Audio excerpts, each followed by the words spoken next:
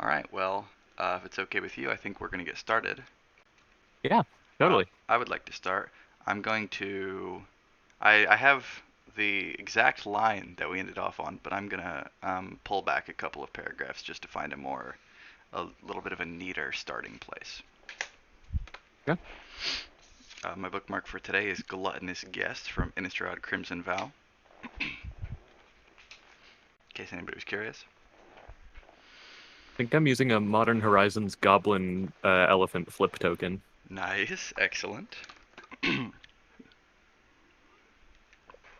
we go.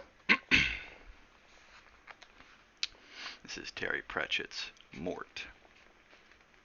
It wasn't hard to find the entrance to the castle. There were guards there, too, and they had crossbows and a considerably more unsympathetic outlook on life, and in any case, Mort had run out of horses. He loitered a bit until they started paying him a generous amount of attention, and then wandered disconsolately away into the streets of the little city, feeling stupid. After all this, after miles of brassicas and a backside that now felt like a block of wood, he didn't even know why he was there. She'd seen him even when he was invisible? Did it mean anything? Of course it didn't. Only he kept seeing her face and the flicker of hope in her eyes. He wanted to tell her that everything was going to be all right. He wanted to tell her about himself and everything he wanted to be. And he wanted to find out which was her room in the castle and watch it all night until the light went out. And so on. A little later, a blacksmith whose business was in one of the narrow streets that looked out onto the castle walls glanced up from his work to see a tall, gangling young man, rather red in the face, who kept trying to walk through the walls. Rather later than that, a young man with a few superficial bruises on his head called in at one of the city's taverns and asked for directions to the nearest wizard. And it was later still that Mort turned up outside a peeling plaster house which announced itself on a blackened brass plaque to the abode of Igneous Cutwell, DM, unseen, Master of the Infinite, Illuminatus, Wizard of the Princess, Guardian of the Sacred Portals. If out, leave mail with Miss Nugent next door. Suitably impressed, despite his pounding heart, Mort lifted the heavy knocker, which was in the shape of a repulsive gargoyle, with a heavy iron ring in its mouth, and knocked twice. There was a brief commotion from within, the series of hasty domestic sounds that might, in a less exalted house, have been made by, say, someone shoveling the lunch plates into the sink and tidying the laundry out of sight. Eventually the door swung open, slowly and mysteriously. Is this a... I'm trying to figure out... I guess this is a lisp that this character has? This character's Yeah, dialogue is written a certain way. "You'd better pretend to be impressed," said the door knocker conversationally, but hampered somewhat by the ring. "He does it with the pulleys and a bit of string. No good at opening bells, Fee." Mort looked at the grinning metal face. "I work for a skeleton who can walk through walls," he told himself. Who am I to be surprised at anything? "Thank you," he said. "You're welcome.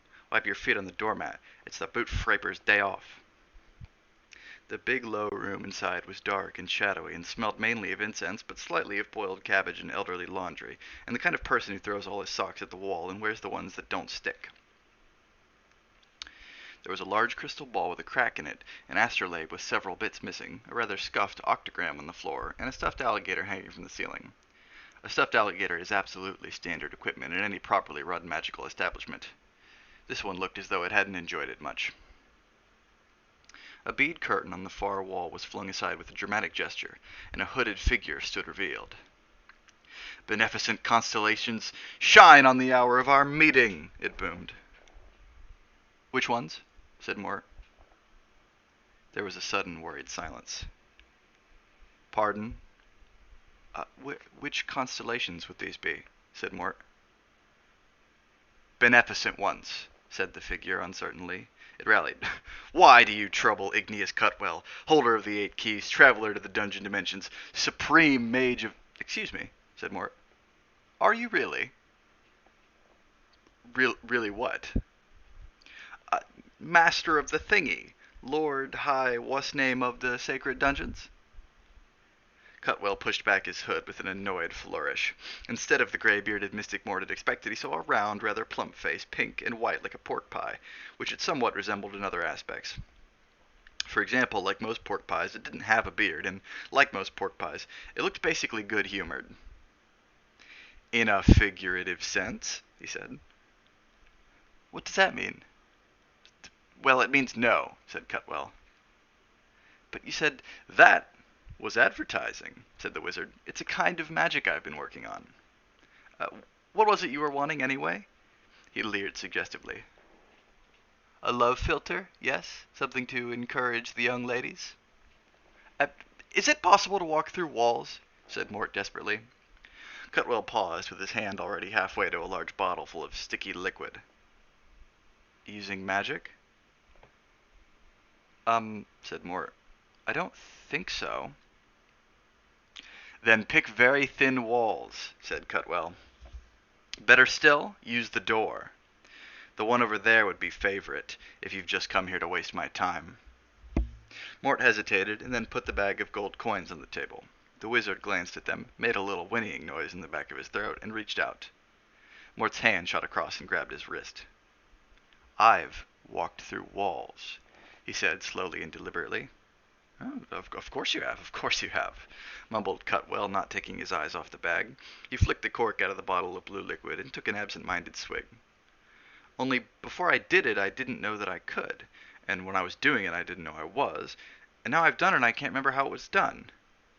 And I want to do it again. Why? Because, said Mort. If I could walk through walls, I could do anything. Very deep, agreed Cutwell. Philosophical. And the name of the young lady on the other side of this wall? She's... Mort swallowed. I don't know her name. Even if there is a girl, he added haughtily, and I'm not saying there is. Right, said Cutwell. He took another swig and shuddered. Fine. How to walk through walls. I'll do some research. It might be expensive, though. Mort carefully picked up the bag and pulled out one small gold coin. A down payment, he said, putting it on the table. Cutwell picked up the coin as if he expected it to go bang or evaporate, and examined it carefully.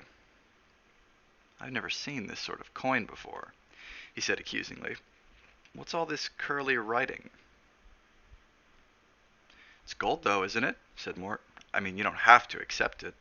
Sure, it's gold, said Cutwell hurriedly. It's gold, all right. I just wondered where it had come from, that's all. You wouldn't believe me, said Mort. What time's sunset around here? We normally manage to fit it in between night and day, said Cutwell, still staring at the coin and taking little sips from the blue bottle. About now. Mort glanced out the window. The street outside already had a twilight look to it. I'll be back, he muttered, and made for the door. He heard the wizard call out something, but Mort was heading down the street at a dead run. He started to panic. Death would be waiting for him 40 miles away. There would be a row. There would be a terrible... Ah, boy. A familiar figure stepped out from the flare around a jellied eel stall, holding a plate of winkles. The vinegar is particularly piquant. Help yourself. I have an extra pin. But of course, just because he was 40 miles away didn't mean he wasn't here as well. And in his untidy room, Cutwell turned the gold coin over and over in his fingers, muttering walls to himself and draining the bottle. He appeared to notice what he was doing only when there was no more to drink, at which point his eyes focused on the bottle and, through a rising pink mist, read the label which said, Granny Weatherwax's Ram Rub Invigorate and Passion Filter, 1 spoonful only before bed, and that small. Carol, would you like to pick it up? Sure. By myself, said Mort. Certainly, I have every faith in you. Gosh! The suggestion put everything else out of Mort's mind, and he was rather surprised to find that he didn't feel particularly squeamish. He'd seen quite a few deaths in the last week or so, and all the horror went out of it when you knew you'd be speaking to the victim afterwards. Most of them were relieved, 1 or 2 of them were angry, but they were all glad of a few helpful words. Think you can do it? Uh, well, sir, yes, I think. That's the spirit. I've left Binky by the horse trough round the corner. Take him straight home when you've finished. You're staying here, sir? Death looked up and down the street. His eye sockets flared. I thought I might stroll around a bit, he said mysteriously. I don't seem to feel quite right. I could do with the fresh air. He seemed to remember something, reached into the mysterious shadows of his cloak, and pulled out 3 hourglasses. All straightforward, he said. Enjoy yourself. He turned and strode off down the street, humming. Um, thank you, said Mort. He held the hourglasses up to the light, noting that one was on its very last few grains of sand. Does this mean I'm in charge? He called, but Death had already turned the corner. Binky greeted him with a faint whinny of recognition. Mort mounted up, his heart pounding with apprehension and responsibility. His fingers worked automatically, taking the scythe out of its sheath and adjusting and locking the blade, which flashed steely blue in the night, slicing the starlight like salami. He mounted carefully, wincing at the stab from his saddle horse, but Binky was like riding a pillow. As an afterthought, uh, drunk with delegated authority, he pulled Death's riding cloak out of its saddlebag and fastened it by its silver brooch. He took another look at the first hourglass and nudged Binky with his knees. The horse sniffed the chilly air and began to trot. Behind them, Cutwell burst out of his doorway, accelerating down the frosty street with his robes flying out behind him. Now the horse was cantering, widening the distance between its hooves and the cobbles. With a swish of its tail, it cleared the housetops and floated up into the chilly sky. Cutwell ignored it. He had more pressing things on his mind. He took a flying leap and landed full length in the freezing waters of the horse trough, lying back gratefully among the bobbing ice splinters. After a while, the water began to steam. Mort kept low for the sheer exhilaration of the speed. The sleeping countryside roared soundlessly underneath. Binky moved at an easy gallop, his great muscles sliding under his skin as easily as alligators off a sandbank, his mane whipping in Mort's face. The night swirled away from the speeding edge of the scythe, cut into two curling halves. They sped under the moonlight as silent as a shadow, visible only to cats and people who dabbled in things men were not meant to wot of. Mort couldn't remember afterwards, but very probably he laughed. Soon the frosty plains gave way to the broken lands around the mountains, and then the marching ranks of the Ramtops themselves raced across the world towards them. Binky put his head down and opened his stride, aiming for a pass between two mountains as sharp as goblins' teeth in the silver light. Somewhere, a wolf howled. Mort took another look at the hourglass. Its frame was carved with oak leaves and mandrake roots, and the sand inside, even by moonlight, was pale gold. By turning the glass this way and that, he could make out the name, Amelin Hamstring, etched into the faintest of lines. Binky slowed to a canter. Mort looked around at the roof of a forest, dusted with snow that was either early or very, very late. It could have been either, because the Ramtops hoarded their weather and doled it out with no real reference to the time of year. A gap opened up beneath him. Binky slowed again, wheeled around and descended towards a clearing that was white with drifted snow. It was circular, with a tiny cottage in the exact middle. If the ground around it hadn't been covered in snow, Mort would have noticed that there were no tree stumps to be seen. The trees hadn't been cut down in the circle, they'd simply been discouraged from growing there, or had moved away. Candlelight spilled from one of the downstairs windows, making a pale orange pool in the snow. Pinky touched down smoothly and trotted across the freezing crust without sinking. He left no hoofprints, of course. Mort dismounted and walked towards the door, muttering to himself and making experimental sweeps with the scythe. The cottage roof had been built with wide eaves to shed snow and cover the log pile. No dweller in the high Ramtops would dream of starting a winter without a log pile on three sides of the house. But there wasn't a log pile here, even though spring was still a long way off. There was, however, a bundle of hay in a net by the door. It had a note attached, written in big, slightly shaky capitals. For the horse. It would have worried Mort if he'd let it. Someone was expecting him. He'd learned in recent days, though, that rather than drown in uncertainty, it was best to surf right over the top of it. Anyway, Binky wasn't worried by moral scruples and bit straight in. It did leave the problem of whether to knock. Somehow it didn't seem appropriate, supposing no one answered or told him to go away.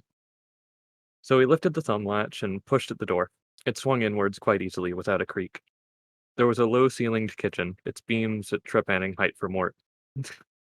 The light from the solitary candle glinted off crockery on a long dresser and flagstones that had been scrubbed and polished into iridescence.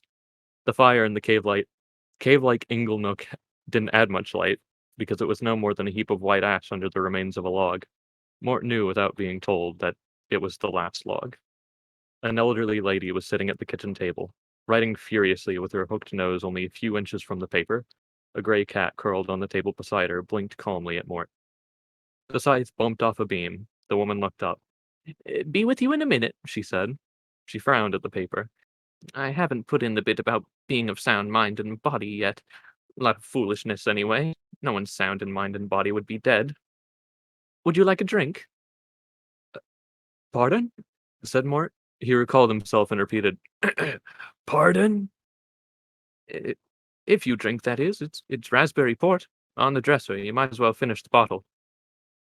Mort eyed the dresser suspiciously. He felt he'd rather lost the initiative. He pulled out the hourglass and glared at it. There was a little heap of sand left. There's still a few minutes yet, said the witch without looking up. How, I mean, how do you know? She ignored him and dried the ink in front of a candle, sealed the letter with a drip of wax, and tucked it under the candlestick. Then she picked up the cat.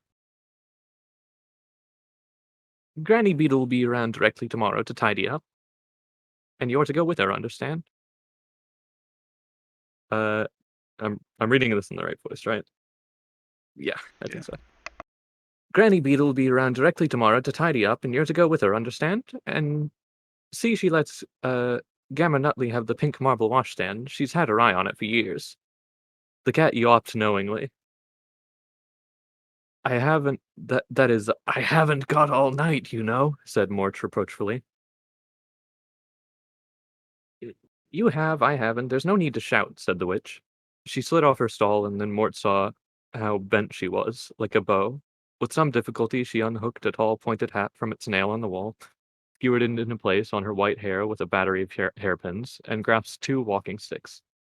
She tottered across the floor towards Mort and looked up at him with eyes as small and bright as black currants. Will I need my shawl? Shall I need a shawl, do you think?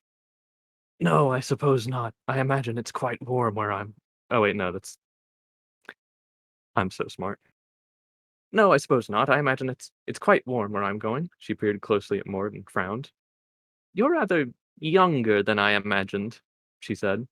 Mort said nothing. Then Goody Hamstring said quietly, You know, I don't think you're who I was expecting at all. Mort cleared his throat. Uh, who were you expecting precisely? He said. Death, said the witch simply. It's part of the arrangement, you see. One gets to know the time of one's death in advance, and one is guaranteed personal attention. Uh, I'm it, said Mort. It? The personal attention. He sent me. I work for him. No one else would have me. Mort paused. This was all a bit wrong. He'd been sent home again in disgrace, his first bit of responsibility. Uh, his first bit of responsibility, and he'd ruined it. He could already hear people laughing at him. The wail started in the depths of his embarrassment and blared out like a foghorn. Uh, only this is my first real job, and it's gone all wrong. The scythe fell to the floor with a clatter, rather, slicing a piece of the table leg and cutting a flagstone in half. Goody watched him for some time, with her head on one side, then said, I see. What is your name, young man? "Uh, Mort," sniffed Mort. "Short for Mortimer." "Well, Mort, I expect you've got an hourglass somewhere about your person." Mort nodded vaguely. He reached down to his belt and produced the glass. The witch inspected it critically. "Still a minute or so," she said. "We don't have much time to lose. Just give me a moment to lock up." "But you don't understand," Mort wailed. "I'll mess it all up. I've never done this before." She patted his hand. "Neither have I," she said. "We can learn together. Now pick up the scythe and try to act your age. There's a good boy." Against his protestations, she shooed him out into the snow and followed behind him, pulling the door shut and locking it with a heavy iron key which she hung on a nail by the door. The frost had tightened its grip on the forest, squeezing it until the roots creaked. The moon was setting, but the sky was full of hard white stars that made the winter seem colder still. Goody Hamstring shivered. "There's an old log over there," she said conversationally. "There's quite a good view across the valley, in the summertime, of course. I should like to sit down." Mort helped her through the drifts and brushed as much snow as possible off the wood. They sat down, with the hourglass between them. Whatever the view might have been in the summer, it now consisted of black rocks against a sky from which little flakes of snow were now tumbling. "I can't believe all this," said Mort. "I mean, you sound as if you want to die." "There's some things I shall miss," she said. "But it gets thin, you know." life I'm referring to. You can't trust your own body anymore, and it's time to move on. I reckon it's about time I tried something else. Did he tell you magical folk can see him all the time? Uh, no, said Mort inaccurately. Well, we can. He doesn't like wizards and witches much, Mort volunteered. Nobody likes a smartass, she said with some satisfaction. We give him trouble, you see. Priests don't, so he likes priests. He's never said Mort. Ah, they're always telling folk how much better it's going to be when they're dead. We tell them it could be pretty good right here if they'd put their minds to it. Mort hesitated. He wanted to say, "You're wrong. He's not like that at all. He doesn't care if people are good or bad so long as they're punctual and kind to cats," he added. But he thought better of it. It occurred to him that people needed to believe things. The wolf howled again, so near that Mort looked around apprehensively. Another one across the valley answered it. The chorus was picked up by a couple of others in the depths of the forest. Mort had never heard anything so mournful. He glanced sideways at the still figure of Goody Hamstring, and then, with mounting panic, at the hourglass. He sprang to his feet, snatched up the scythe, and brought it around in a two-handed swing. The witch stood up, leaving her body behind. Well done, she said. I thought you'd missed it for a minute there. Mort leaned against a tree, panting heavily, and watched Goody walk around the log to look at herself. Hmm, she said critically. Time has got a lot to answer for. She raised her hand and laughed to see the stars through it. Then she changed. Mort had seen this happen before, when the soul realized it was no longer bound by the body's morphic field, but never under such control. Her hair unwound itself from its tight bun, changing color and lengthening. Her body straightened up, wrinkles dwindled and vanished. Her gray woolen dress moved like the surface of the sea and ended up tracing entirely different and disturbing contours. She looked down, giggled, and changed the dress into something leaf green and clingy. What do you think, Mort? She said. Her voice had sounded cracked and quavery before. Now it suggested musk and maple syrup and other things that set Mort's Adam's apple bobbing like a rubber ball in an elastic band. Ellipses, he managed, and gripped the scythe until his knuckles went white. She walked towards him like a snake in four-wheel drift. I didn't hear you, she purred. Very, very nice, he said. Is that who you were? It's who I've always been. Oh, Mort stared at his feet. I'm supposed to take you away, he said. I know, she said, but I'm going to stay. You can't do that. I mean, he fumbled for words. You see, if you stay, you sort of spread out and get thinner until.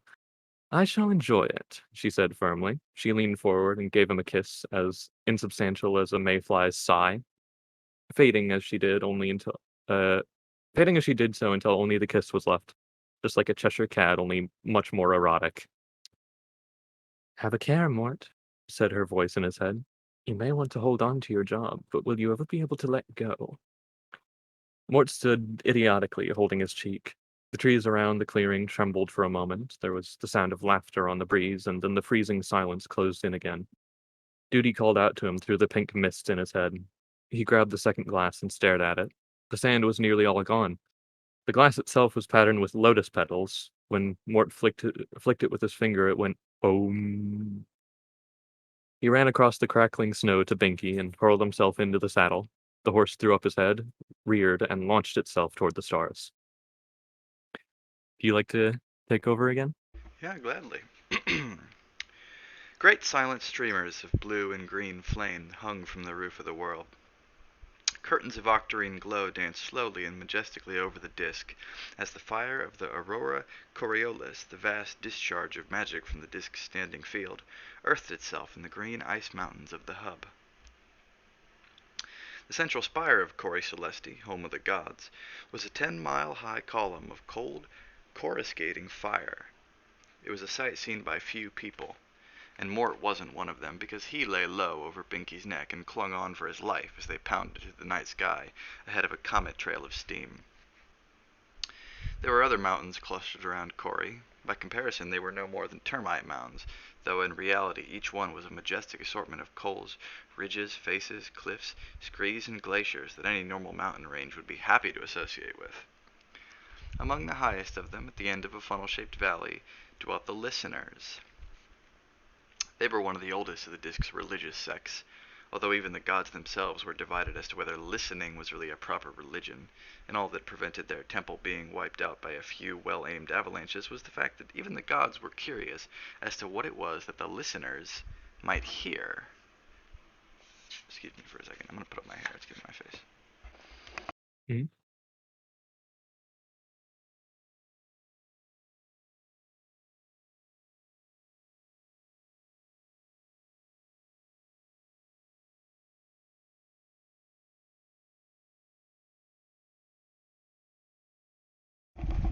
I'm back. Did you tell chat some good jokes while I was gone? No, I didn't say anything actually. Wow. My bad.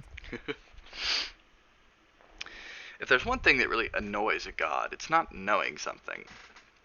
It'll take Mort several minutes to arrive. A row of dots would fill in the time nicely, but the reader will already be noticing the strange shape of the temple, curled like a great white ammonite at the end of the valley, and will probably want an explanation. The fact is that the listeners are trying to work out precisely what it is that the Creator said when he made the universe. The theory is quite straightforward. Clearly, nothing that the Creator makes could ever be destroyed, which means that the echoes of those first syllables must still be around somewhere, bouncing and rebounding off all the matter in the cosmos, but still audible to a really good listener.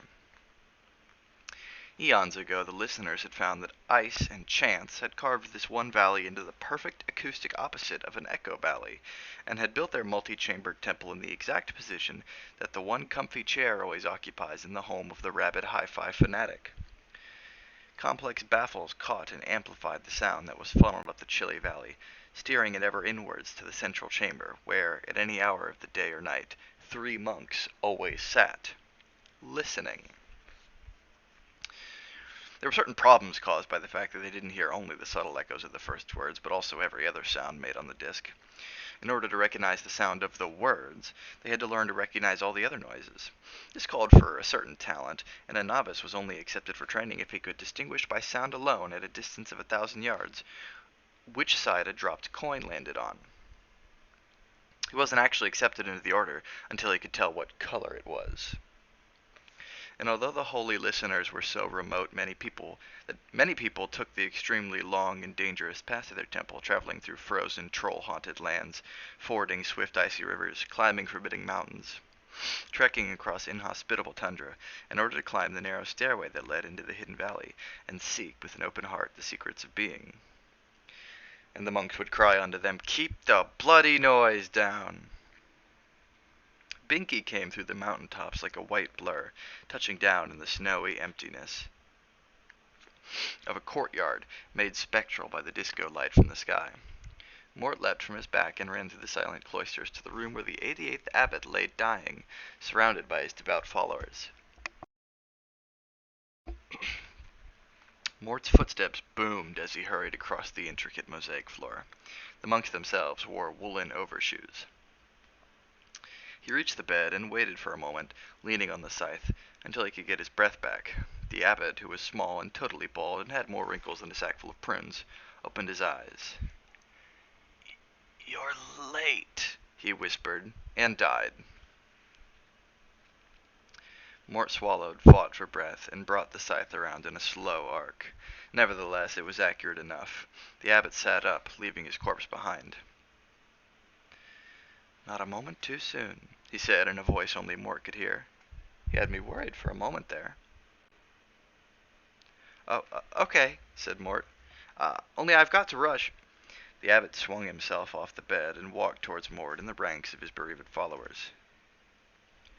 "Don't rush off," he said. "I always look forward to these talks. What's happened to the usual fellow?" "Usual fellow," said Mort, bewildered. "Yeah, tall chap, black cloak. Doesn't get enough to eat by the look of him," said the abbot. "Usual fellow? You mean Death," said Mort. "That's him," said the abbot cheerfully. Mort's mouth hung open. "Uh, die a lot, do you?" he managed. A fair bit, of course," said the abbot. "Once you get the hang of it, it's only a matter of practice." "It is?" "We must be off," said the abbot. Mort's mouth snapped shut. That's what I've been trying to say, he said.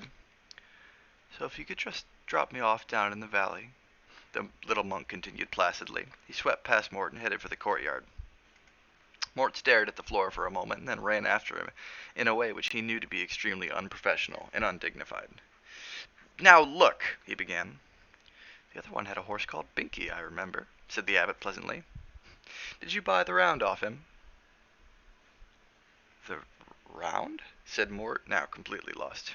Whatever. Forgive me, said the abbot. I don't really know how these things are organized, lad. Mort, said Mort absently. And I think you're supposed to come back with me, sir. If you don't mind, he added, in what he hoped was a firm and authoritative manner. The monk turned and smiled pleasantly at him.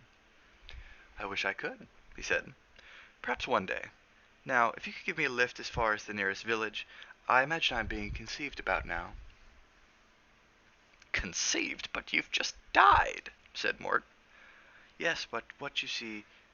yes, but you see I have what you might call a season ticket, the abbot explained.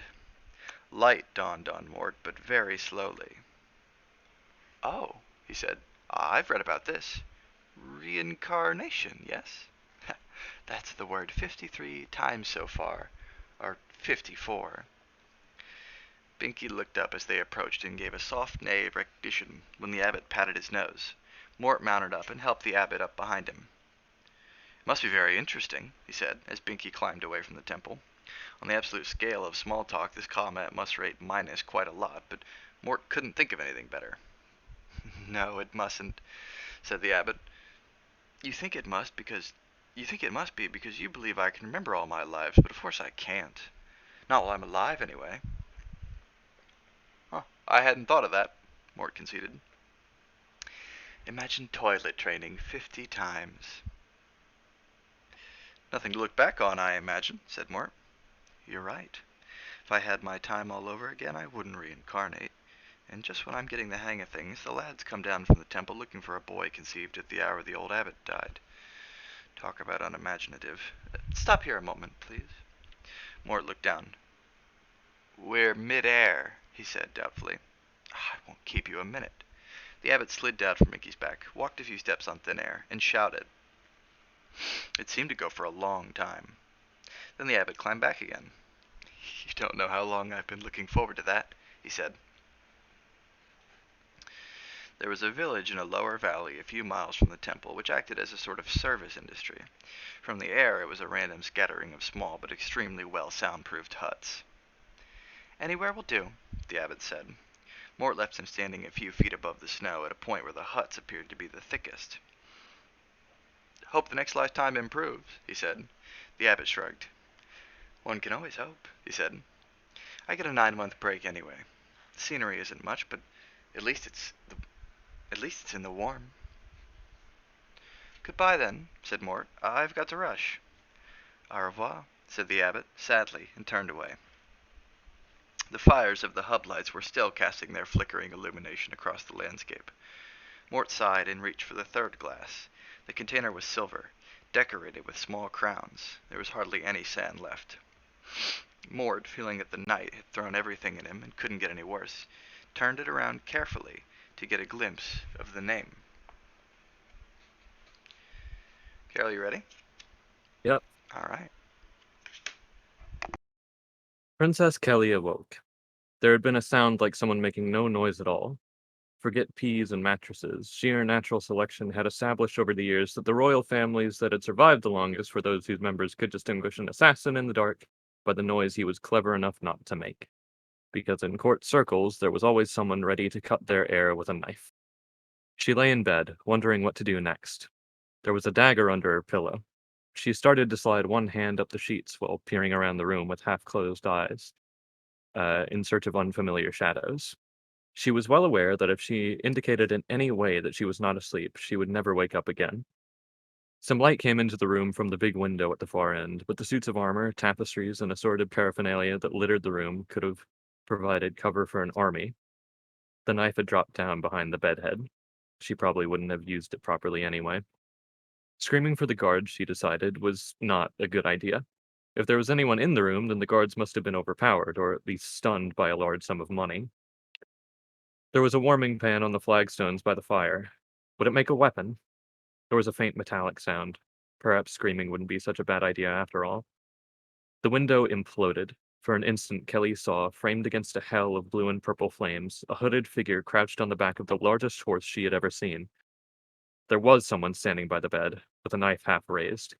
In slow motion, she watched fascinated as the arm went up and the horse galloped at glacier speed across the floor. Now the knife was above her, starting its descent, and the horse was rearing, and the rider was standing in the stirrups and swinging some sort of weapon, and its blade tore through the slow air with a noise like a finger on the rim of a wet glass. The light vanished. There was a soft thump on the floor, followed by a metallic clatter. Kelly took a deep breath. A hand was briefly laid across her mouth, and a worried voice said, If you scream, I'll regret it. Please, I'm in enough trouble as it is." Anyone who could get that amount of bewildered pleading into their voice was either genuine or such a good actor they wouldn't have bothered with assassination for a living. She said, "Wh- Who are you?" I don't know if I'm allowed to tell you," said the voice. "You are still alive, aren't you?" I need some water.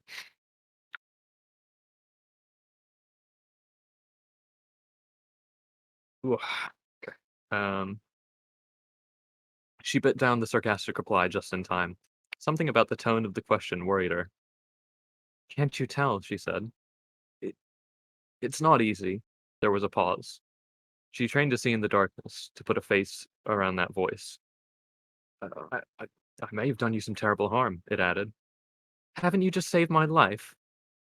I don't know what I've saved, actually. Is there some light around?" "The maid sometimes leaves matches on the mantelpiece," said Kelly. She felt the presence beside her move away. There was a few hesitant footsteps, a couple of thumps, and finally a clang, although the word isn't sufficient to describe the real ripe cacophony of falling metal that filled the room.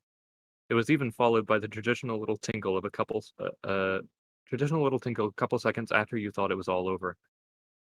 The voice said, rather indistinctly, "I'm under a suit of armor.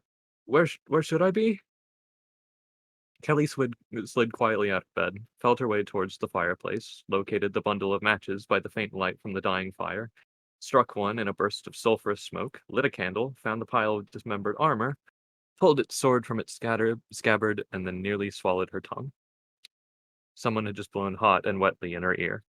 "Uh, that's Binky," said the heap. He's just trying to be friendly. I expect he'd like some hay if you've got any." With royal self-control, Kelly said, "This is the fourth floor. It's a lady's bedroom. You'd be amazed at how many horses we don't get up here." "Oh, could you help me up, please?" She put the sword down and pulled aside a breastplate. A thin, white face stared back at her. "First, you better tell me why I shouldn't send for the guards anyway," she said. "Even being in my bedroom could get you tortured to death." She glared at him. Finally, he said, "Well, could you let my hand free, please? Thank you. Firstly, the guards probably wouldn't see me. Secondly, you'll never find out why I'm here, and you look as though you'd not to know. And thirdly what?" she said. His mouth opened and shut. Mort wanted to say, "Thirdly, you're so beautiful, or at least very attractive, or anyway, far more attractive than any other girl I've ever met. Although, admittedly, I haven't seen very many." From this, it will be seen that Mort's innate honesty will never make him a poet. If Mort ever compared a girl to a summer's day, it would be followed by a thoughtful explanation of what day he had in mind and whether it was raining at the time. In the circumstances, it was just as well that he couldn't find his voice. Kelly held up the candle and looked at the window. It was whole. The stone frames were unbroken. Every pane with its stained glass representatives of the Stowlot coat of arms was complete. She looked back at Mort. Never mind, thirdly," she said. Let's get back to secondly." An hour later, dawn reached the city. Daylight on the disk flows rather than rushes, because the light is slowed right down by the world's standing magical field, and it rolled across the flatlands like a golden sea. The city on the mound stood out like a sandcastle in the tide for a moment, until the day swirled around it and crept onwards. Mort and Kelly sat side by side on her bed. The hourglass lay between them. There was no sand left in the top bulb. From outside came the sounds of the castle waking up. "I still don't understand this," she said. "Does it mean I'm dead, or doesn't it?" "It means you ought to be dead," he said, "according to fate or whatever. I haven't really studied the theory." "And you should have killed me?" No, I mean, no, the assassin should have killed you. I did try to explain all that, said Mort. Why didn't you let him? Mort looked at her in horror. Did you want to die? Of course I didn't, but it looks as though what people doesn't want, uh, fucking hell. There are some lines in this book that just, like, annihilate my brain. I know the feeling. Of course I didn't, but it looks as though what people doesn't what people want doesn't come into it. There we go. Does it? I'm trying to be sensible about this. Mort stared at his knees, then he stood up. I think I better be going, he said coldly. He folded up the scythe and stuck it into its sheath behind the saddle. Then he looked at the window. You came through that, said Helly, said Kelly helpfully. Look, when I said, does it open? No, there's a balcony along the passage, but people will see you. Mort ignored her, pulled open the door, and led Binky out into the corridor. Kelly ran after them. A maid stopped, curtsied, and frowned slightly as her brain wisely dismissed the sight of a very large horse walking along the carpet. The balcony overlooked one of the inner courtyards. Mort glanced over the parapet and then mounted. Watch out for the Duke, he said. He's behind all this. My father always warned me about him, said the princess. I've got a food taster. You should get a bodyguard as well, said Mort. I must go. I have important things to do. Farewell, he added in what he hoped was the right tone of injured pride. Shall I see you again? Said Kelly. There's lots I want to. That might not be a good idea if you think about it, said Mort haughtily. He clicked his tongue, and Binky leapt into the air, cleared the parapet, and cantered up into the blue morning sky. I wanted to say thank you, Kelly yelled after him. The maid, who couldn't get over the feeling that something was wrong, had followed her and said, Are you all right, ma'am? Kelly looked at her distractedly. What? She demanded. I just wondered if everything was all right. Kelly's shoulders sagged. No, she said. Everything's all wrong. There's a dead assassin in my bedroom. Could you please have something done about that? And, she held up a hand, I don't want you to say dead, ma'am, or assassin, ma'am, or scream or anything. I just want you to get something done about it. Quietly. I think I've got a headache, so just nod. The maid nodded, bobbed uncertainly, and backed away. Excuse me. Am I good to go? Hmm. Mort wasn't sure how he got back. The sky simply changed from ice blue to sullen gray as Binky eased himself into the gap between dimensions. He didn't land on the dark soil of Death's estate. It was simply there, underfoot, as though an aircraft carrier had gently maneuvered itself under a jump jet to save the pilot all the trouble of touching down. The great horse trotted into the stable yard and halted outside the double door, swishing his tail. Mort slid off and ran for the house, and stopped, and ran back, and filled the hayrack, and ran for the house, and stopped, and muttered to himself, and ran back, and rubbed the horse down, and checked the water bucket, and ran for the house, and ran back, and fetched the horse blanket down from its hook on the wall, and buckled it on. Binky gave him a dignified nuzzle.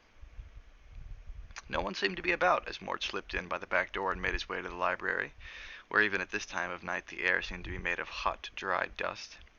It seemed to take years to locate Princess Kelly's biography, but he found it eventually. It was a depressingly slim volume on the shelf, only reachable by the library ladder, a wheeled, rickety structure that strongly resembled an early siege engine. With trembling fingers he opened it at the last page and groaned. The princess's assassination at the age of 15, he read, was followed by the union of Stolat with Stohelate and, indirectly, the collapse of the city-states of the Central Plain and the rise of... He read on, unable to stop. Occasionally he groaned again. Finally he put the book back, hesitated, and then shoved it behind a few other volumes. He could still feel it there as he climbed down the ladder, shrinking its incriminating existence to the world.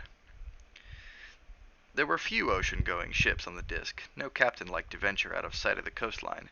It was a sorry fact that ships which looked from a distance as though they were going over the edge of the world weren't in fact disappearing over the horizon. They were, in fact, dropping over the edge of the world. Every generation or so, a few enthusiastic explorers doubted this and set out to prove it wrong. Strangely enough, none of them had ever come back to announce the result of their researches. The following analogy would therefore have been meaningless to Mort. He felt as if he'd been shipwrecked by the Titanic, but in the nick of time had been rescued. by the Lusitania. He felt as though he'd thrown a snowball at the spur of the moment and watched the ensuing avalanche engulf 3 ski resorts. He felt history unraveling all around him.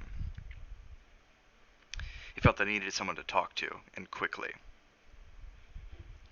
That had to mean either Albert or Isabel, because the thought of explaining everything to those tiny blue pinpoints was not one he cared to contemplate after a long night.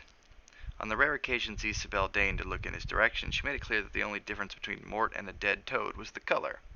As for Albert, alright, not the perfect confidant, but definitely the best in field of one. Albert is best in slot. Mort slid down the steps and threaded his way back through the bookshelves. A few hours' sleep would be a good idea, too. Then he heard a gasp, the brief patter of running feet, and the slam of a door. When he peered around the nearest bookcase, there was nothing there except a stool with a couple of books on it. He picked one up and glanced at the name, then read a few pages. There was a damp lace handkerchief lying next to it. Do you want me to keep going? Because that one's a little short. Would you like to Yeah, take that over? was that was a little short. You can keep going. Okay. Mort rose late and hurried toward the kitchen, expecting at any moment the deep tones of disapproval, but nothing happened. Albert was at the stone sink, gazing thoughtfully at his chip pan, probably wondering whether it was time to change the fat or let it bide for another year.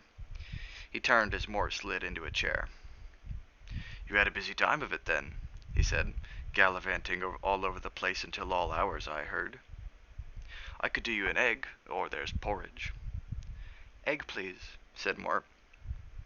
He'd never plucked up the courage to try Albert's porridge, which led a private life of its own in the depths of its saucepan and 8 spoons. "The master wants to see you after," Albert added, "but he said you wasn't to rush." "Oh." Mort stared at the table. "Did he say anything else?" "Said he hadn't had an evening off in 1,000 years," said Albert. "He was humming. I don't like it. I've never seen him like this." "Oh." Mort took the plunge. "Albert, have you been here long?" Albert looked at him over the top of his spectacles. "Maybe," he said. "It's hard to keep track of outside time, boy. I've been here since just after the old king died." "Which king, Albert?" "Arturolo, I think he was called. Little fat man, squeaky voice. I only saw him the once, though." "Where was this?" "In Ankh, of course." "What?" said Mort. "They don't have kings in Ankh-Morpork. Everyone knows that." "This was back a bit, I said Albert. He poured himself a cup of tea from Death's personal teapot and sat down, a dreamy look in his crusted eyes. Mort waited expectantly. "And they was kings in those days. Real kings, not like the sort you get now. They was monarchs," continued Albert, carefully pouring some tea into his saucer and fanning it primly with the end of his muffler. "I mean, they was wise and fair, well, fairly wise. And they wouldn't think twice about cutting your head off soon as look at you," he added approvingly. "And all the queens were tall and pale and wore them balaclava helmet things." "Wimples," said Mort. "Yeah, them. And the princesses were beautiful as the day is long, and so noble they could pee through a dozen mattresses." "What?" Albert hesitated. "Something like that, anyway," he conceded. "And there was balls and tournaments and executions. Great days." He smiled dreamily at his memories. "Not like the sort of days you get now," he said, emerging from his reverie with bad grace. "Have you got any other names, Albert?" said Mort, but the brief spell had been broken, and the old man wasn't going to be drawn. "Oh, I know," he snapped. "Get Albert's name and you'll go and look him up in the library, won't you? Prying and poking. I know you, skulking in there at all hours, reading the lives of young women." The heralds of guilt must have flourished their tarnished trumpets in the depths of Mort's eyes, because Albert cackled and prodded him with a bony finger. "You might at least put 'em back where you find 'em," he said, "not leave piles of 'em around for old Albert to put back. Anyway, it's not right ogling at the poor dead things. Probably turns you blind." "But I only..." Mort began, and remembered the damp lace handkerchief in his pocket, and shut up. He left Albert grumbling to himself and doing the washing up, and slipped into the library.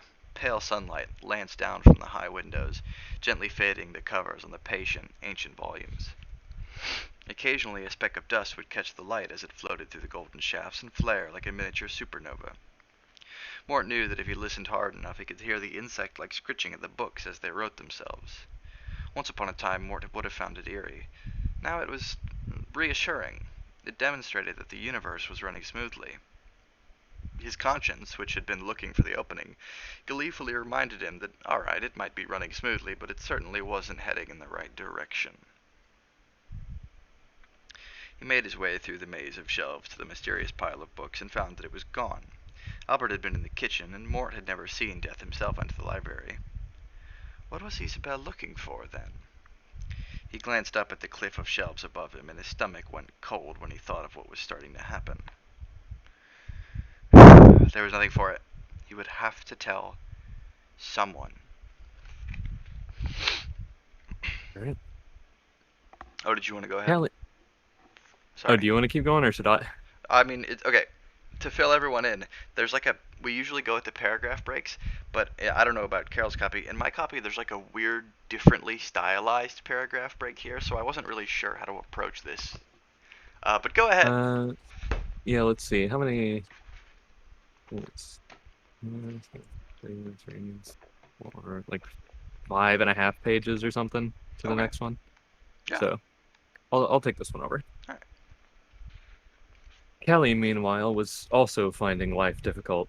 This was because causality had an incredible amount of inertia. Mort's displaced thrust, driven by anger and desperation and nascent love, had sent it down a new track, but it hadn't noticed yet. He'd kicked the tail of a dinosaur, but it would be some time before the other end realized it was time to say ouch.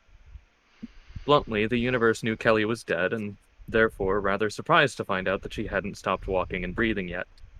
It showed in little ways. The courtiers who gave her furtive, odd looks during the morning would not have been able to say why the sight of her made them feel strangely uncomfortable.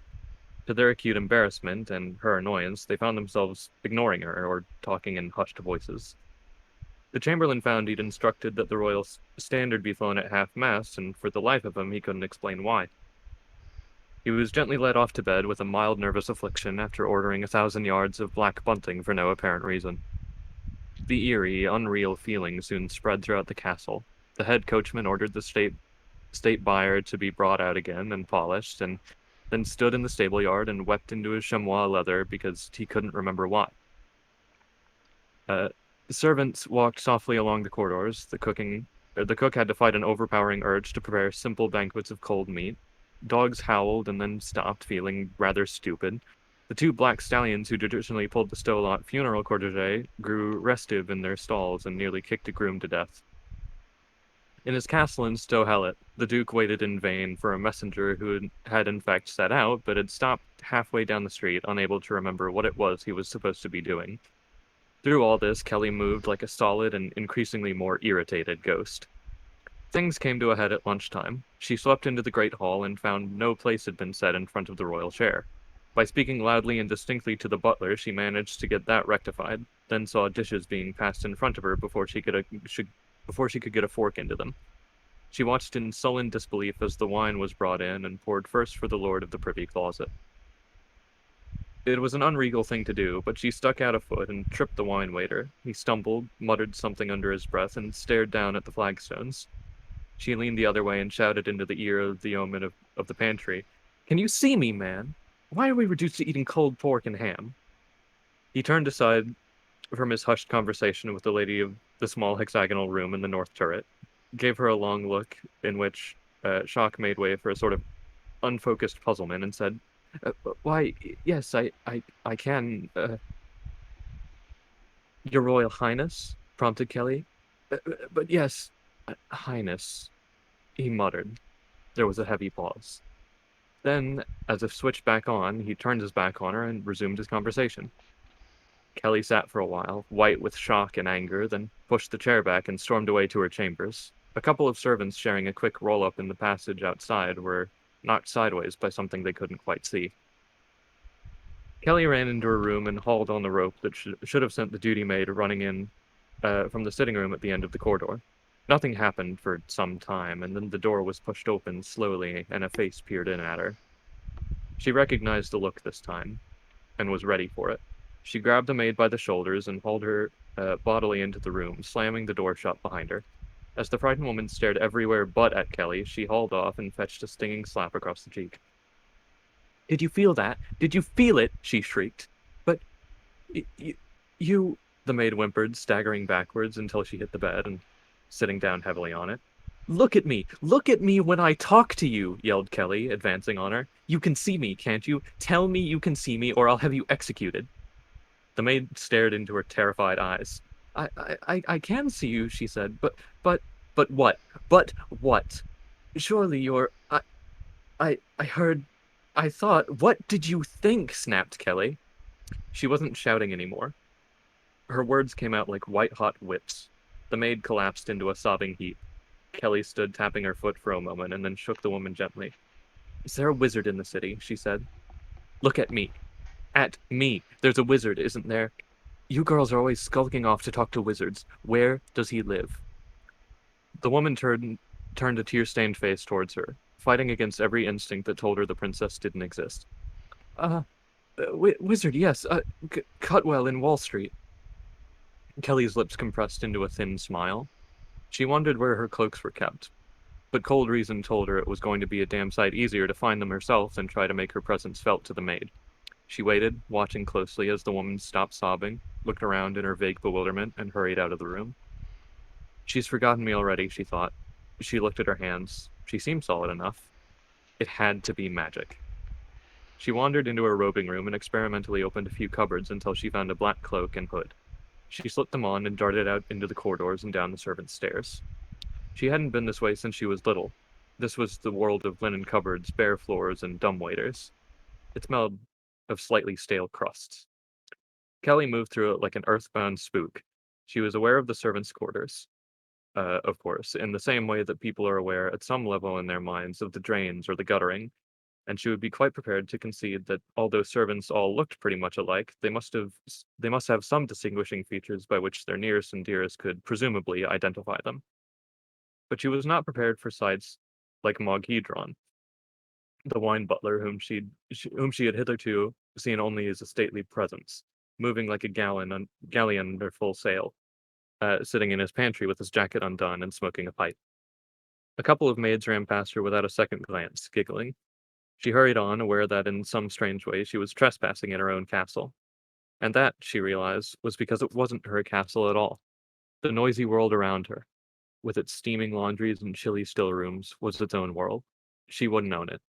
Possibly it owned her. She took a chicken leg from a table in the biggest kitchen, a cavern lined with so many pots and pans that the light of the uh, by the light of the fires that looked like an armory for tortoises. She felt the unfamiliar thrill of theft. Theft in her own kingdom. And the cook looked straight through her, eyes as glazed as jugged ham. Kelly ran across the stable yards and out the back gate, past a couple of sentries whose stern gaze quite failed to notice her.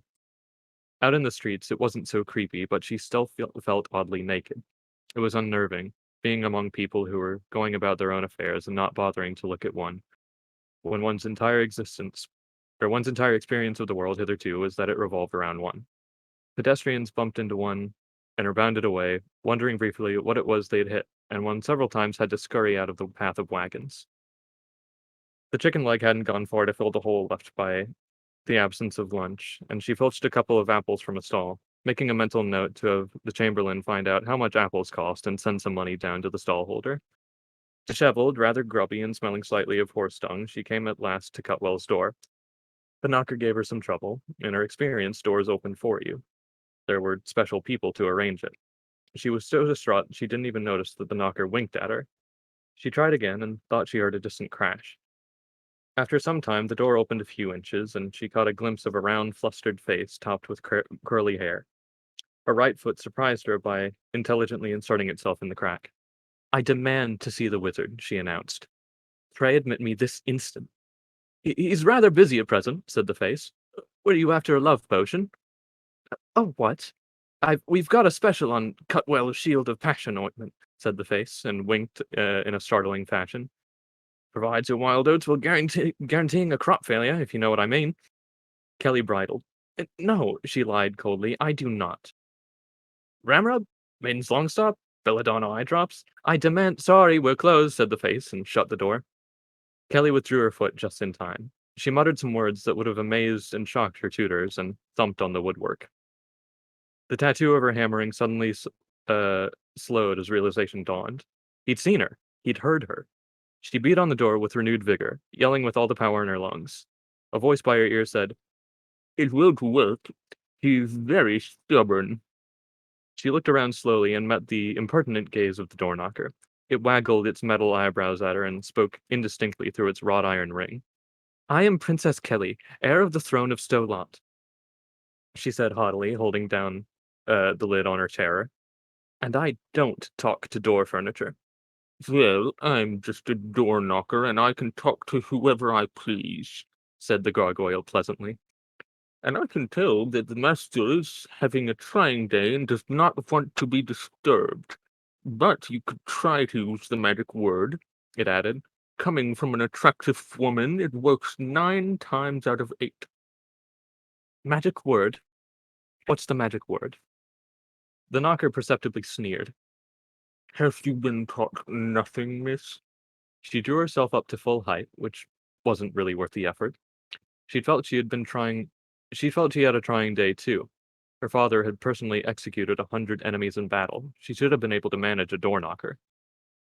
"I have been educated," she informed with icy precision, "by some of the finest scholars in the land."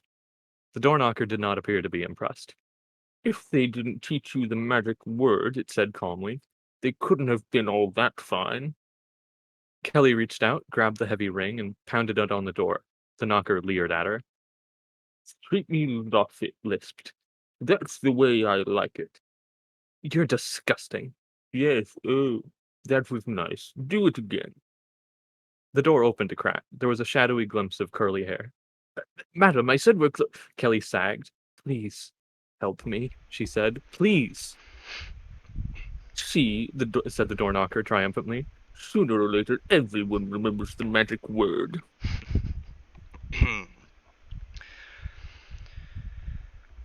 Kelly had been to official functions in Ankh-Morpork and had met senior wizards from Unseen University, the Disk's premier college of magic.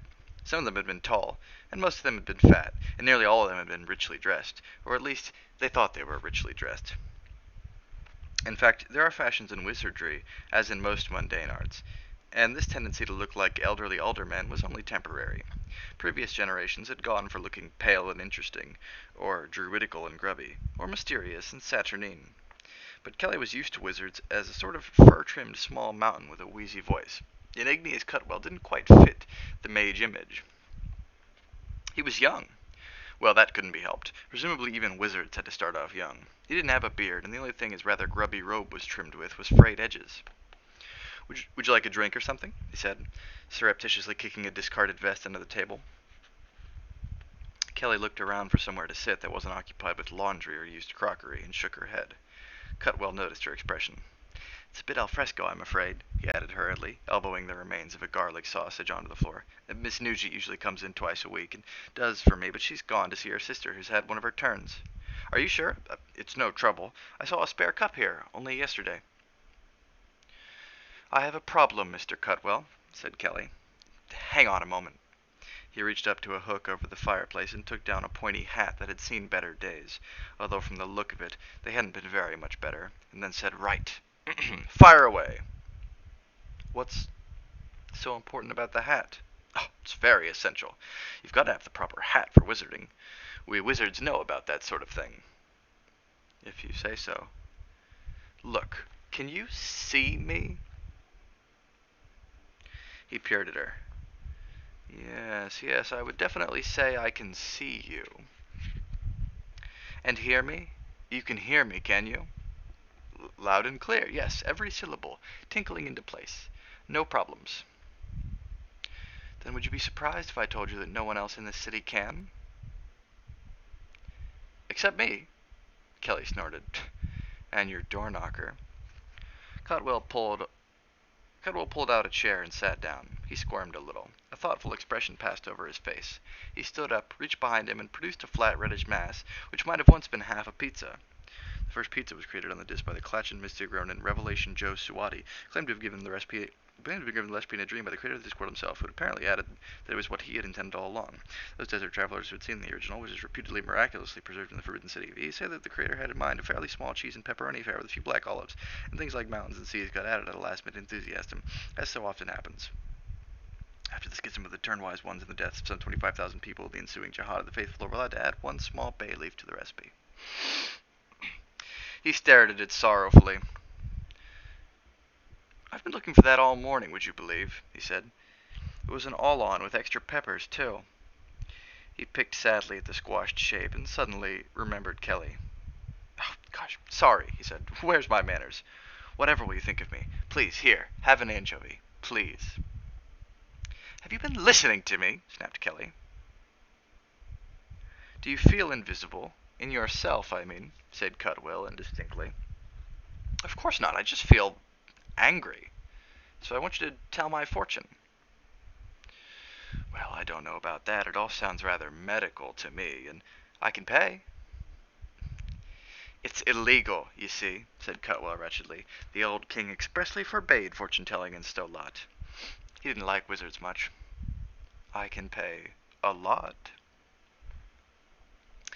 "Miss Nugent was telling me that this new girl is likely to be worse. A right haughty one," she said. "Not the sort to look kindly on practitioners of the subtle arts, I fear." Kelly smiled. Members of the court who had seen that smile before would have hastened to drag Cutwell out of the way and into a place of safety, like the next continent.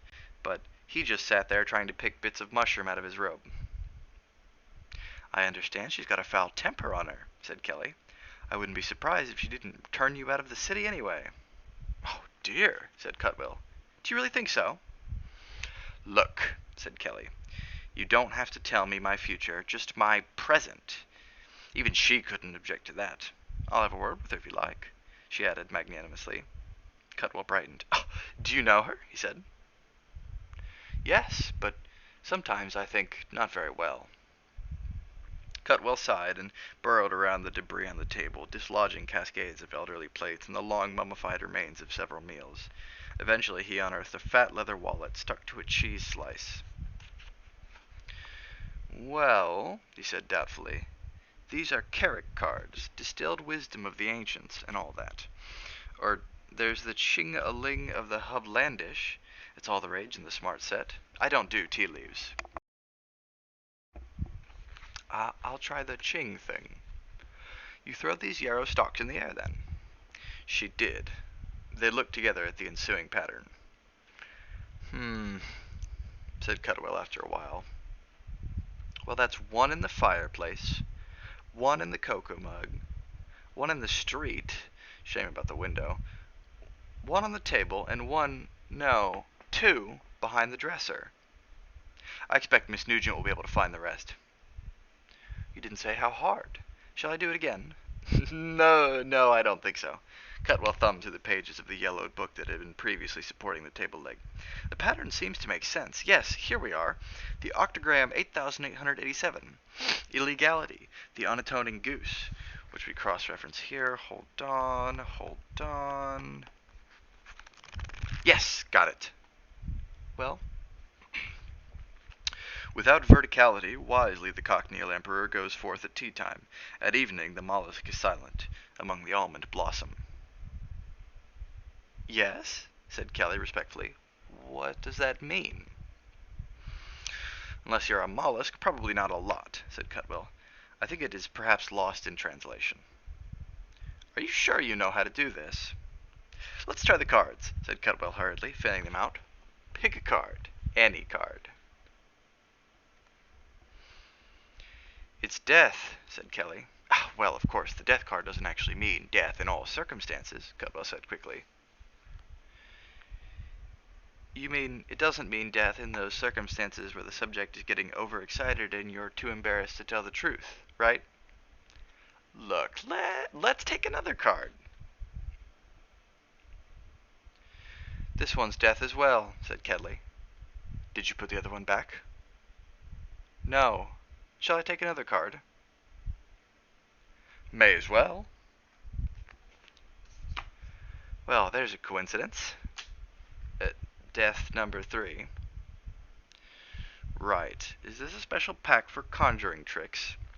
Kelly tried to sound composed, but even she could detect the faint tinkle of hysteria in her voice. Cutwell frowned at her and carefully put the cards back in the pack, shuffled it, and dealt them out on the table. There was only one death. Oh dear, he said. I think this is going to be serious. May I see the palm of your hand, please? He examined it for a long time. After a while he went to the dresser, took a jeweler's eyeglass out of a drawer, wiped the porridge off it with the sleeve of his robe, and spent another few minutes examining her hand in the minutest detail. Eventually he sat back, removed the glass, and stared at her. You're dead, he said. Kelly waited. She couldn't think of any suitable reply. I'm not lacked a certain style, while is it serious seemed somehow too frivolous.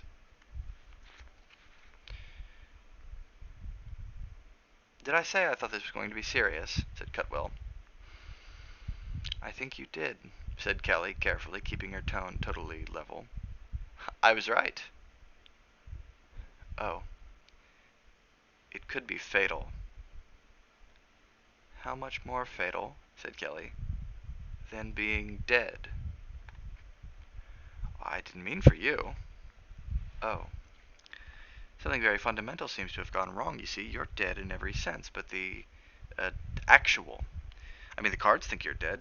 Your lifeline thinks you're dead. Everything and everyone thinks you're dead. I don't, said Kelly, but her voice was less than confident. I'm afraid your opinion doesn't count. But people can see me and hear me. First thing you learn when you enroll at Unseen University, I'm afraid, is that people don't pay much attention to that sort of thing.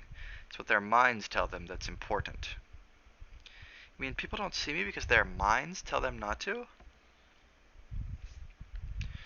I'm afraid so. It's called predestination or something. Cutwell looked at her wretchedly. I'm a wizard. We know about these things. Actually, it's not the first thing you learn when you enroll, he added. I mean, you learn where the laboratories are and all that. That sort of thing before that. But after that, it's the first thing. You can see me, though. Well, wizards are specially trained to see things that are there and not see things that aren't. You get these special exercises. Kelly drummed her fingers on the table. Or tried to. It turned out to be difficult. She stared down in vague horror. Cutwell hurried forward and wiped the table with his sleeve. Sorry, he muttered. I had treacle sandwiches for supper last night. What can I do? Nothing.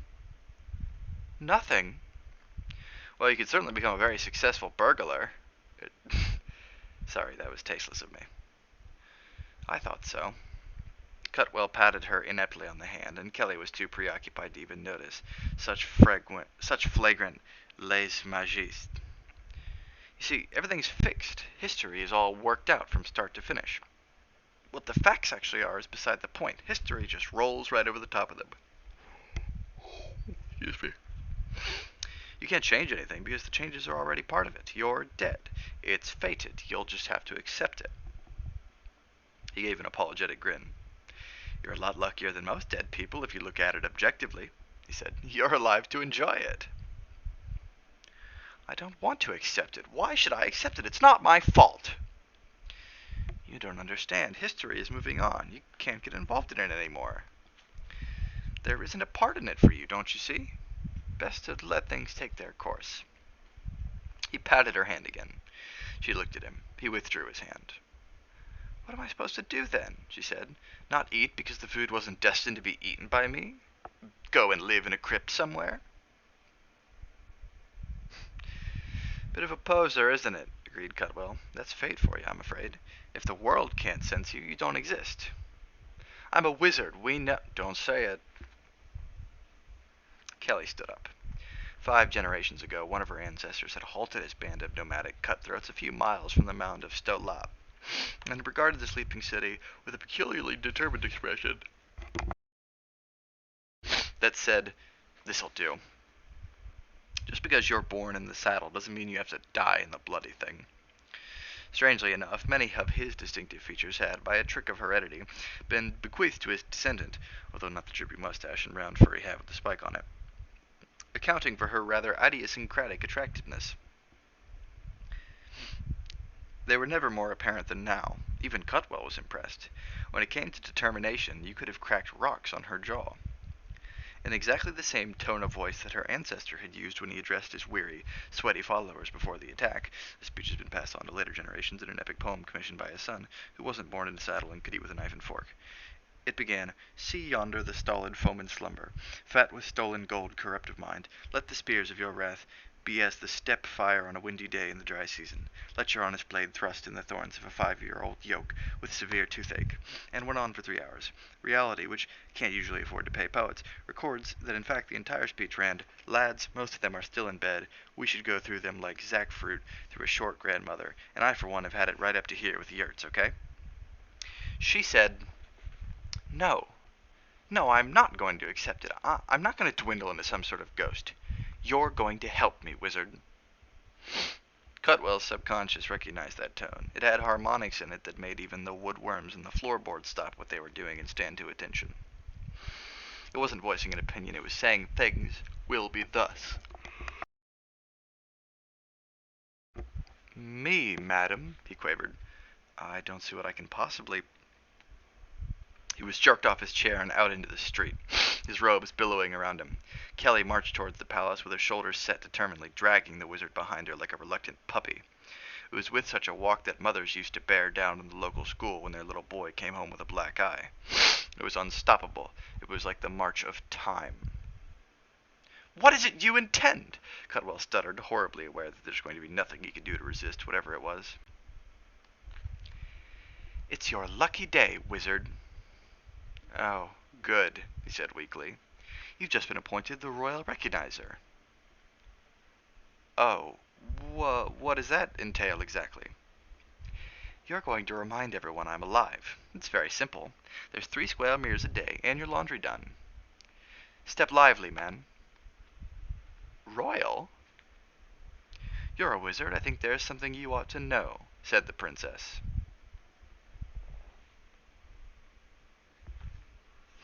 Carol, Is it me? I think it's you. There is, said Death. That was a cinematic trick adapted for print. Death wasn't talking to the princess, he was actually in his study talking to Mort. But it was quite effective, wasn't it? It's probably called a fast dissolve or a crosscut slash zoom or something. An industry where the senior technician is called a best boy might call it anything. And what is that? He added, winding a bit of black silk around the wicked hook in a little vise he'd clamped to his desk. Mort hesitated. Mostly this was because of fear and embarrassment, but it was also because the sight of a hooded specter peacefully tying dry flies was enough to make anyone pause. Besides, Isabel was sitting on the other side of the room, ostensibly doing some needlework, but also watching him through a cloud of sullen disapproval. He could feel her red-rimmed eyes boring into the back of his neck. Death inserted a few crow hackles and whistled a busy little tune through his teeth, not having anything else to whistle through. He looked up. Hmm? They, didn't go as smoothly as I thought, said Mort, standing nervously on the carpet in front of the desk. You had trouble, said Death, snipping off a few scraps of feather. Well, you see, the witch wouldn't come away, and the monk, well, he started out all over again. There's nothing to worry about there, lad. Mort, you should have you should have worked out by now that everyone gets what they think is coming to them. It's so much neater that way. I know, sir, but that means bad people who think they're going to some sort of paradise actually do get there, and good people who fear they're going to some kind of horrible place really suffer. It doesn't seem like justice. What is it I've said you must remember when you're out on the duty? Well, you. Hmm? Mort stuttered into silence. There's no justice. There's just you. Well, you must remember that. Yes, but I expect it all works out properly in the end. I've never met the creator, but I'm told he's quite kindly disposed to people. Death snapped the thread and started to unwind the vice. Put such thoughts out of your mind, he added. At least the third one shouldn't have given you any trouble. This was the moment. Mort had thought about it for a long time. There was no sense in concealing it. He'd upset the whole future course of history. Such things tend to draw themselves to people's attention. Best to get it off his chest. Own up like a man. Take his medicine. Cards on the table. Beating about the bush? None of. Mercy? Throw himself on. The piercing blue eyes glittered at him. He looked back like a nocturnal rabbit trying to outstare the headlights of a 16-wheeled Arctic whose driver is 12-hour caffeine freak. Is a 12-hour caffeine freak outrunning the tachometers of hell. He failed. "Uh, no, sir," he said. Good. Well done. Now then, what do you think of this? Anglers reckon that a good dry fly should cunningly mimic the real thing. There are the right flies for morning, there are different flies for the evening rise, and so on. But the thing between Death's triumphant digits was a fly from the dawn of time. It was the fly in the primordial soup. Uh, it had bred on mammoth turds. It wasn't a fly that bangs on window panes. It was a fly that drills through walls. It was an insect that would crawl out from between the slats of the heaviest swat, dripping venom and seeking revenge. Strange wings and dangling bits stuck out all over it. It seemed to have a lot of teeth. What's it called?" said Mort. I shall call it Death's Glory. Death gave the thing a final admiring glance and stuck it into the hood of his robe. I feel inclined to see a little bit of life this evening, he said. You can take the duty now that you've got the hang of it, as it were. Yes, sir," Mort said mournfully. He saw his life stretching out in front of him like a nasty black tunnel with no light at the end of it. Death drummed his finger on the desk, muttered to himself. Ah, yes, he said. Albert tells me someone's been meddling in the library. "Pardon, sir." Taking books out, leaving them lying around. Books about young women. He seems to think it is amusing. As had already been revealed, the holy listeners have such well-developed hearing that they can be deafened by a good sunset. Just for a few seconds, it seemed to Mort that the skin on the back of his neck was developing similar strange powers, because he could see Isabel freeze in mid-stitch. He also heard the little intake of breath that he had heard before among the shelves. He remembered the lace handkerchief. He said, Yes, sir, but it won't happen again, sir." The skin on the back of his neck started to itch like fury. Splendid. Now you two can run along. Get Albert to do you a picnic lunch or something. Get some fresh air. I've noticed the way you two always avoid each other. He gave Mort a conspiratorial nudge. It was like being poked with a stick, and added, Albert's told me what that means. Has he?" said Mort gloomily. He'd been wrong. There was light at the end of the tunnel, and it was a flamethrower. Death gave him another one of his supernova winks. Mort didn't return it. Instead, he turned and plodded towards the door at a general speed and gait that made Greta Tuin look like a spring lamb. He was halfway along the corridor before he heard the soft rush of footsteps behind him, and a hand caught his arm. "Mort?" He turned and gazed at Isabel through a fog of depression. "Why did you let him think it was you in the library?" "Don't know. It was very kind of you," she said cautiously. Was it? I can't think what came over me." He felt in his pocket and produced the handkerchief. This belongs to you, I think." Thank you." She blew her nose noisily. Mort was already well down the corridor, his shoulders hunched like a vulture's wings. She ran after him. "I say," she said. "What?" "I wanted to say thank you." "Doesn't matter," he muttered. "It'd just be best if you don't take books away again. It upsets them or something." He gave what he considered to be a mirthless laugh. "Ha! Ha what? Just ha." He reached the end of the corridor. There was a door into the kitchen where Albert would be leering knowingly, and Mort decided he couldn't face that. He stopped. But I only took the books for a bit of company," she said behind him. He gave in. "We could have a walk in the garden," he said in despair, and then managed to harden his heart a little and added, "Without obligation, that is." "You mean you're not going to marry me?" she said. Mort was horrified. "Marry? Isn't that what father brought you here for?" she said. "He doesn't need an apprentice after all." "You mean all those nudges and winks and little comments about someday, my son, all this will be yours," said Mort. "I tried to ignore them. I don't want to get married to anyone yet," he added. suppressing a fleeting mental picture of the princess. Certainly not to you. No offense meant. I wouldn't marry you if you were the last man on the disc, she said sweetly. Mort was hurt by this. It was one thing not to want to marry someone, but quite another to be told they didn't want to marry you. At least I don't look like I've been eating donuts in a wardrobe for years, he said as they stepped out onto Death's black lawn. At least I walk as if my legs only had one knee each, she said. My eyes aren't two jiggly poached eggs, Isabel nodded. On the other hand, my ears don't look like something growing on a dead tree. What does jiggly mean? You know, eggs like Albert does them. With the white all sticky and runny and full of slimy bits? Yeah, a good word, she conceded thoughtfully. But my hair, I put it to you, doesn't look like something to clean a privy with. Certainly, but neither does mine look like a wet hedgehog. Pray note that my chest does not appear to be a toast rack in a wet paper bag. Mort glanced sideways at the top of Isabel's dress, which contained enough puppy fat for 2 litters of Rottweilers, and forbore to comment. My eyebrows don't look like a pair of mating caterpillars, he hazarded. True, but my legs, I suggest, could at least stop a pig in a passageway. Sorry? They're not bendy, she explained. Ah. They strolled through the lily beds, temporarily lost for words. Eventually, Isabel confronted Mort and stuck out her hand. He shook it in thankful silence.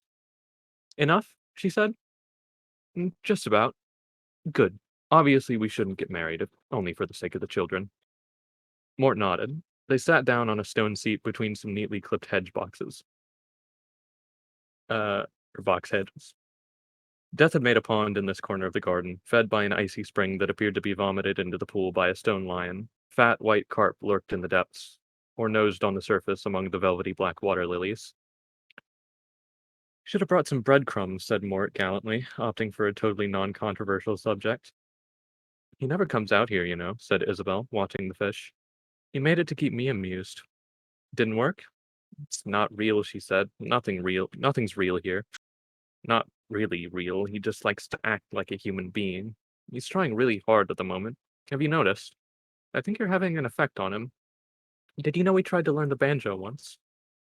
I see him as more the organ type. He couldn't get the hang of it, said Isabel, ignoring him. He can't create, you see. You said he created this pool? It's a copy of one he saw somewhere. Everything's a copy. Mort shifted uneasily. Some small insect had crawled up his leg. It's rather sad, he said, hoping that this was approximately the right tone to adopt. Yes. She scooped a handful of gravel from the path and began to flick it absent-mindedly into the pool. Are my eyebrows that bad? She said. Um, said Mort. Afraid so. Oh. Flick. Flick. The carp were watching her disdainfully. And my legs? He said. Yes, sorry. Mort shuffled anxiously through his limited repertoire of small talk and gave up. Never mind, he said gallantly. At least you can use tweezers. He's very kind, said Isabel, ignoring him in a sort of absent-minded way. He's not exactly your real father, is he? My parents were killed crossing the Great Neff years ago. There was a storm, I think. He found me and brought me here. I don't know why he did it. Perhaps he felt sorry for you? He never feels anything. I don't mean that nastily, you understand. It's just that he's got nothing to feel with. No, what you call it, no glands. He probably thought sorry for me. She turned her pale round face towards Mort. I won't hear a word against him. He tries to do his best. It's just that he's always got so much to think about. My father was a bit like that. Uh, I mean. I expect he's got glands, though. I imagine he has, said Mort, shifting uneasily. It's not something I ever really thought about, glands. They stared side by side at the trout. The trout stared back. Just upset the entire history of the future, said Mort. Yes? You see, he tried to kill her, I killed him, but the thing is, according to the history, she should have died, and the Duke would be king, but the worst bit is that although he's absolutely rotten to the core, he'd unite the cities, and eventually there'll be a federation, and the books say there'll be 100 years of peace and plenty. I mean, you'd think there'd be a reign of terror or something, but apparently history needs this kind of person sometimes, and the princess would just be another monarch. I mean, not bad, quite good really, but just Not right now, and now it's not going to happen, and history is flapping around loose, and it's all my fault. He subsided anxiously, awaiting her reply. You were right, you know. I was. We ought to have brought some breadcrumbs, she said. I suppose they find things to eat in the water, beetles and so on. Did you hear what I said? What about? Oh, nothing. Nothing much, really. Sorry. Isabel sighed and stood up. I expect you'll be wanting to get off, she said. I'm glad we got this marriage business sorted out. It was quite nice talking to you. We could have had a sort of hate relationship, said Mort. I don't normally get to talk with people father works with. She appeared to be unable to draw herself away, as though she was waiting for Mort to say something else. Uh, well, you wouldn't, was all he could think of. I expect you've got to you've got to go off to work now. More or less. Mort hesitated, aware in that some indefinable way the conversation had drifted out of the shallows and was now floating over some deep bits he didn't quite understand. There was a noise like it made Mort recall the old yard at home, with a pang of homesickness. During the harsh ramtop winters, the family kept hardy mountain sorghum beasts in the yard, tucking in straw as necessary. After the spring thaw, the yard was several feet deep and had quite a solid crust on it. You could walk across it if you were careful. If you weren't, you and sank knee deep in concentrated jippo. The sound your boot made as it came out, green and steaming, was as much the sound of the turning year as birdsong and bee buzz. It was that noise. Mort instinctively examined his shoes. Isabel was crying, not in little ladylike sobs, but in great yawning gulps, like bubbles from an underwater volcano, fighting one another to be the first to the surface. They were sobs escaping under pressure, matured in humdrum misery. Mort said, "Erm." Come on, he did not say Her body was shaking like a waterbed in an earthquake zone. She fumbled urgently in her sleeves for the handkerchief, but it was no more use in the circumstances than a paper hat in a thunderstorm. She tried to say something, which became a stream of consonants punctuated by sobs. Mort said, "Erm." Come on. I said, "How old do you think I am?" Uh, 15, he hazarded. I'm 16, she wailed. And do you know how long I've been 16 for? I'm sorry, I don't under No, you wouldn't. No one would. She blew her nose again, and despite her shaking hands, nevertheless carefully tucked the rather damp hanky back up her sleeve. You're allowed out, she said. You haven't been here long enough to notice. Time stands still here. Haven't you noticed? Oh, something passes, but it's not real time. You can't create real time. Oh, when she spoke again, it was the thin, careful, and, above all, brave voice of someone who had pulled themselves together despite overwhelming odds, but might let go again at any moment. I've been 16 for 35 years. Oh? It was bad enough the first year. Mort looked back at his last few weeks and nodded in sympathy. Is that why you've been reading all those books? He said. Isabel looked down and twiddled a sandaled toe in the gravel in an embarrassed fashion. They're very romantic, she said. There's some really lovely stories. There was this girl who drank poison when her young man had died, and there was one who jumped off a cliff because her father insisted she should marry this old man, and another one drowned herself rather than submit to.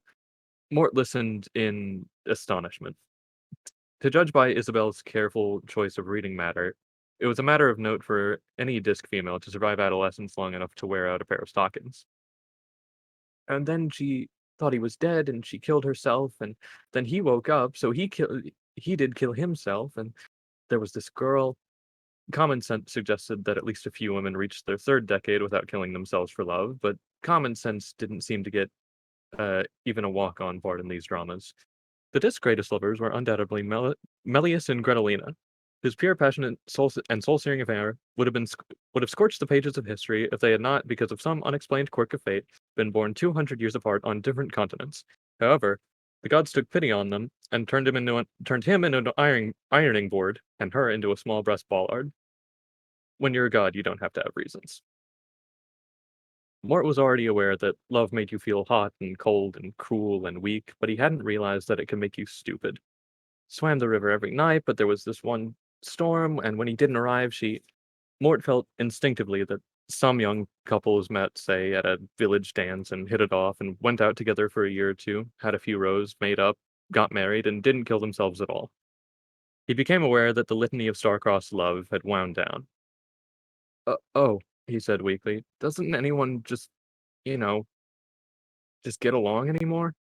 To love is to suffer, said Isabel. There's got to be lots of dark passion. Has there? Absolutely, and anguish. Isabel appeared to recall something. Did you say something about something flapping around loose? She said, in the tight voice of someone pulling themselves together. Mort considered. No, he said. I'm afraid I wasn't paying much attention. It doesn't matter at all. They strolled back to the house in silence. When Mort went back to the study, he found that Death had gone, leaving 4 hourglasses on the desk. The big leather book was lying on a lectern, securely locked shut. There was a note tucked under the glasses. Mort had imagined that Death's handwriting would either be Gothic or else tombstone angular, but Death had in fact studied a classic work on graphology before selecting a style and adopted a hand that indicated a balanced, well-adjusted personality. It said, Gone fishing. There is an execution in Pseudopolis, a natural in Cruel, a fatal fall in the Carrick Mountains, an age in El Kent. The rest of the day is your own. Alright, I think that's a good place to stop for tonight. all right, a good bit of progress. Yeah, absolutely. Oh, nearly, I'd say more or less about the same as we got last time. We're just about halfway through, it looks. Yep, judging Excellent. by the pages left in my copy. Hmm.